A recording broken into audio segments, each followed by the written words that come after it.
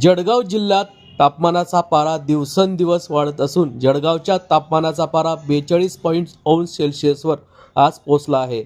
जळगावमध्ये यंदाच्या हंगामातील सर्वाधिक तापमानाची नोंद झाली असून सकाळी 8 वाजेपासूनच उन्हाचे चटके तसेच उन्हाच्या झळा बसत आहे।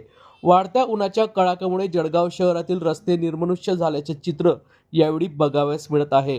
वाढत्या तापमानामुळे जळगाव शहरातील रस्त्यावर डांबर देखील वितळत असून प्रसरण पावत असल्याचे चित्र यावेळी पाहायला मिळत आहे। वाढत्या उन्हाच्या कडाक्यामुळे जळगावकर नागरिक हैराण झाले असून पुढच्या काही दिवस उष्णतेच्या तीव्र लाटेचा अंदाज जिल्हा प्रशासनाकडून यावेळी व्यक्त करण्यात आला असून नागरिकांना खबरदारी घेण्याचे आवाहन यावेळी करण्यात आले आहे।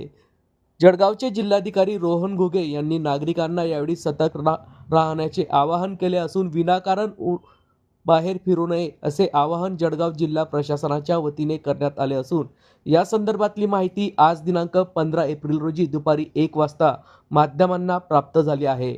आगामी काळात जळगाव जिल्ह्यात तापमानाचा पारा आणखी वाढणार असल्याचा अंदाज हा हवामान तज्ज्ञांनी यावेळी दिला आहे।